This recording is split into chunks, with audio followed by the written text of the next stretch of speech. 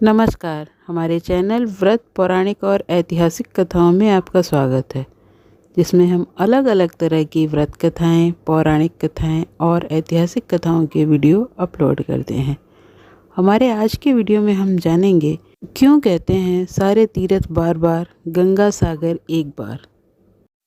गंगा सागर भारत के तीर्थों में एक महातीर्थ है। गंगा जी इसी स्थान पर आकर सागर में मिलती हैं। इसी स्थान पर राजा सगर के 60,000 पुत्रों को मोक्ष प्राप्त हुआ था। यहाँ मकर संक्रांति पर बहुत बड़ा मेला लगता है, जहाँ लाखों श्रद्धालु गंगा स्नान के लिए आते हैं।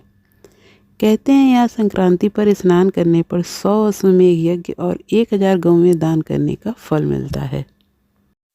भारत की नदियों में सबसे पवित्र नदी गंगा नदी है, जो गंगोत्री से निकलकर पश्चिम बंगाल में आकर सागर से में मिलती है। गंगा का जहाँ सागर से मिलन होता है, उस स्थान को गंगा सागर कहते हैं। इसे सागर द्वीप भी कहा जाता है। यह स्थान देश में आयोजित होने वाले तमाम बड़े मेलों में से एक गंगा सागर मेला के लिए सदियों से विश्वविख्यात है।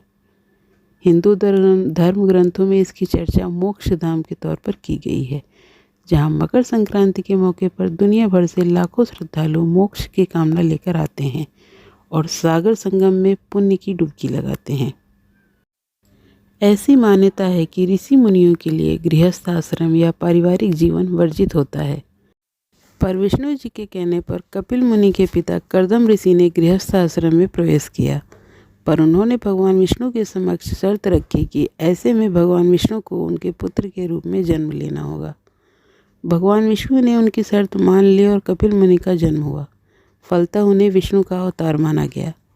आगे चलकर गंगा और सागर के मिलन स्थल पर कपिल मुनि आश्रम बनाकर तप करने लगे। इस दौरान राजा सगर ने अश्वमेध यज्ञ आयोजित किया। इसके बाद यज्ञ के अश्वों को स्वतंत्र छोड़ा गया। ऐसी मान्यता है कि ये जहाँ से गुजरते हैं वे राज्य अधीनता स्वीकार करते हैं। अश्व को रोकने वाले राजा को युद्ध करना पड़ता है। राजा सगर ने यज्ञ अश्वों की रक्षा के लिए उनके साथ अपने 60,000 पुत्रों को भेजा। अचानक से यज्ञ अश्व गायब हो गया। खोजने पर यज्ञ अश्व कपिल मुनि के आश्रम में मिले। फलतः सगर पुत्र साधनारत ऋषि से नाराज हो उन्हें अपशब्द कहने लगे। ऋषि ने नाराज होकर उन्हें शापित किया और उन सभी को अपने नेत्रों के तेज से भस्म कर दिया। मुनि के श्राप के कारण उनकी आत्मा को मुक्ति नहीं मिल सकी। काफ़ी वर्षों के बाद राजा सगर के पौत्र राजा भगीरथ कपिल मुनि से माफ़ी मांगने पहुँचे। कपिल मुनि राजा भगीरथ के व्यवहार से प्रसन्न हुए।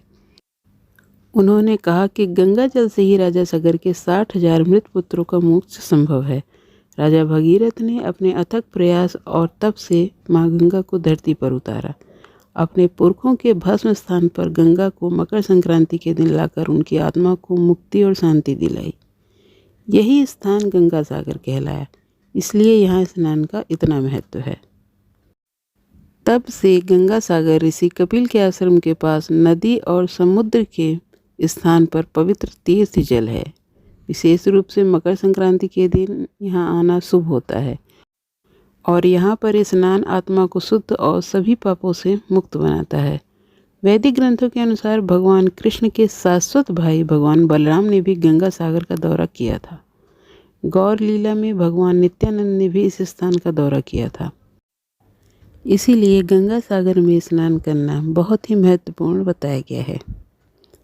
आपको हमारा आज का यह वीडियो कैसा लगा, आप हमें कमेंट करके ज़रूर बताएं। और अगर आपको यह वीडियो पसंद आया हो तो इसे लाइक करें और चैनल को सब्सक्राइब करें। धन्यवाद।